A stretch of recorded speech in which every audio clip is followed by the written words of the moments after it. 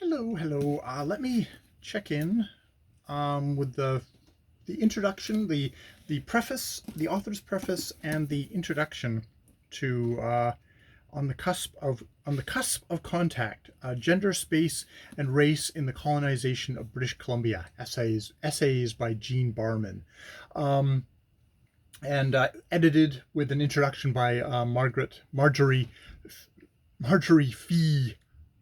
I want to say Marjorie Fee. I I'm doing this as a buddy read with Sean the Book Maniac.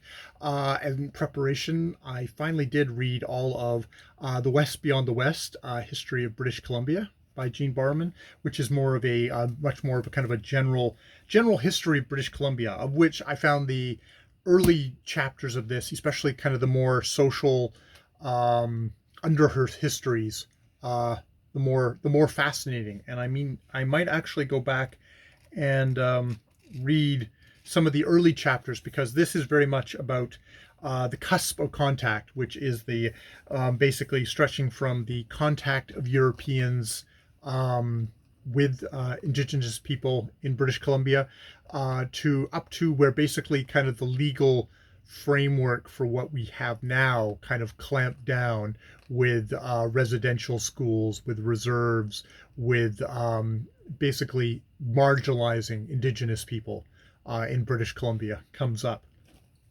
So yeah, yeah. Starts with a little author's preface, which it's meant that she's like, the past can't be undone, but it can be redressed, and as historians we can do this by adding new layers of understanding, principally through our writing, to the usual measures perceived to have meaning. For me, redress has meant integrating the history of Indigenous education in Canada into scholarship, long before it was fashionable to do so. It has also meant in these essays that follow changing terms I use to name Canadians' first people to Indigenous, which is in this book here, Indian is used as a term to refer to Indigenous people, which is this was first published, I think, in the 1990s. And I think this is the second edition. There's a third edition out, which I wouldn't be surprised if that does actually alter that usage. So this, but what is it like? So she was sort of convinced. She was convinced by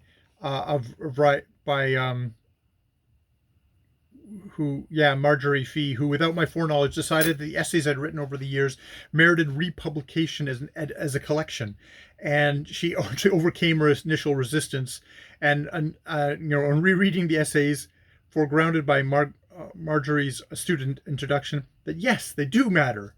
Indeed, the essays may matter more now than when they were first published, giving the changing perspectives on Indigenous women and Indigenous schooling. And so,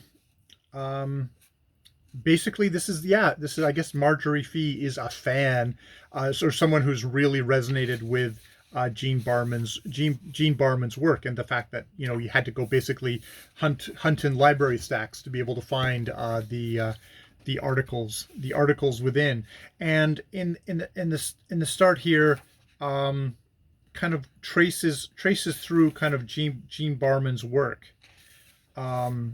through the thing, and just starts off by just noting, like, the differences of British Columbia to other places in Canada, how far it is from the center of power, from Ottawa, from that because that the fact that that apart from treaties on Vancouver Island made by Governor James Douglas between 1850 and 1854, and Treaty 8, that the province has resisted making treaties up until 1991, which I do remember, when the British Treaty Commission was established, and that still is before and after that date. There's still being foot dragging, and we've ended up with a whole bunch of Supreme Court decisions, Calder Gurren, Sparrow, Delgamut, Vanderpeet, Haida Nation, and Silguatan in 2014. But just sort of the idea that how it's one of these areas where Jean Barman's actually been able to, because of the relative recentness of stuff, she's actually been able to track down oral histories of what's happened, of talking to people's ancestors, and there's like stories of what this initial point was able to do, kind of original original kind of scholarship in these areas, um, expanding it out, as stuff about how the Hawaiian presence in British Columbia, of French Canadian, the importance of French Canadian, and the Chinese working population, and how all these kind of different cultures were, all these different peoples were so important to the settling, to the what British Columbia became, including just becoming a part of Canada versus becoming a part of the United States with the French Canadians, and the Métis, and the French Canadians and the Métis. Yeah, so sort of stuff like that.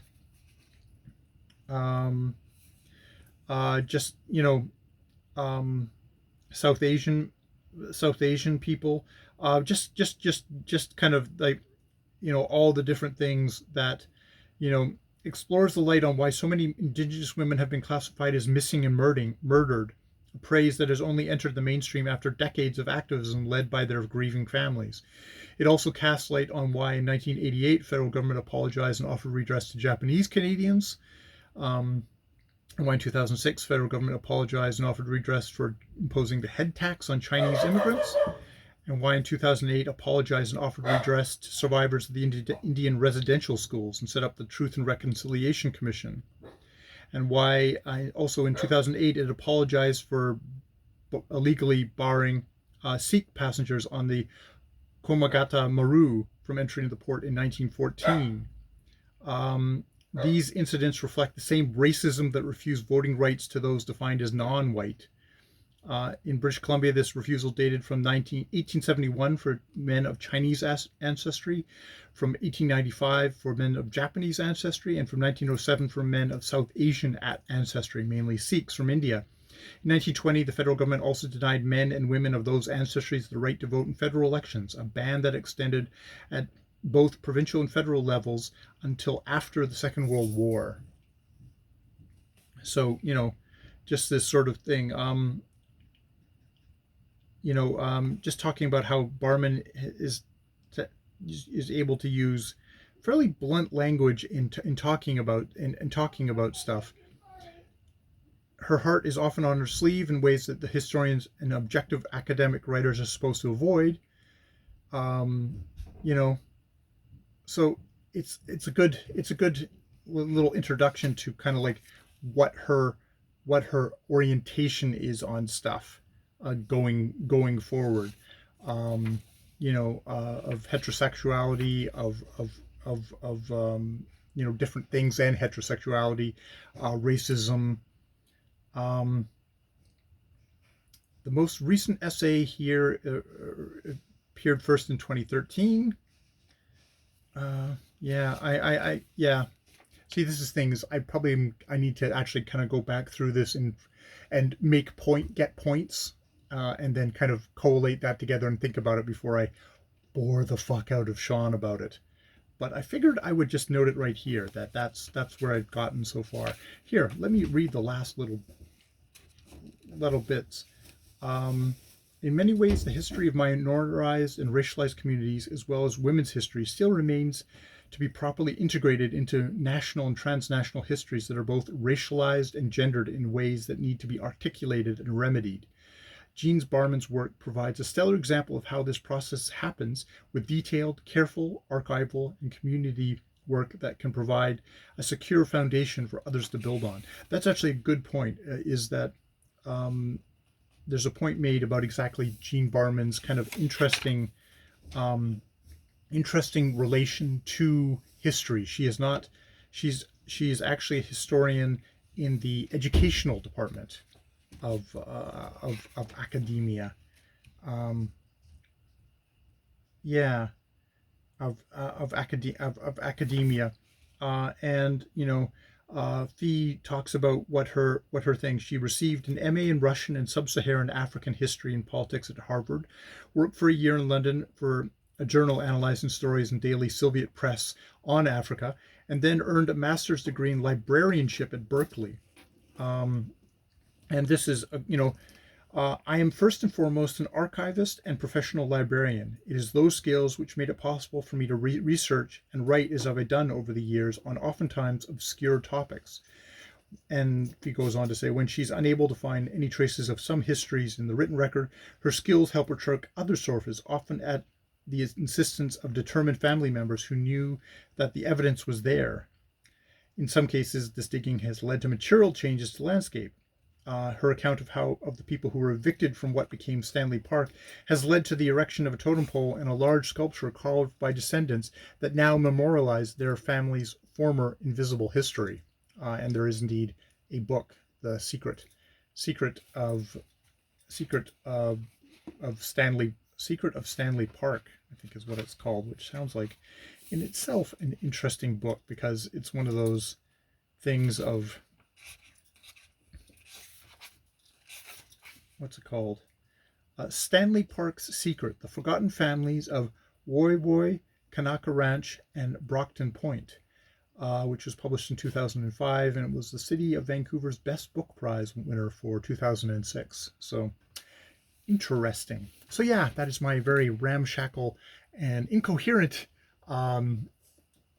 first shot at the introduction and the author's preface, which probably makes me realize going forward and probably going back, I need to make notes and then collate those notes and think about those notes before then so I can be a better buddy reader with Sean. That would be a good idea. Try and haul myself up to partially to the junior level of a Sean the Book Maniac buddy reader. So yeah, I will leave it there. But imperfect start, rambly start. More videos later.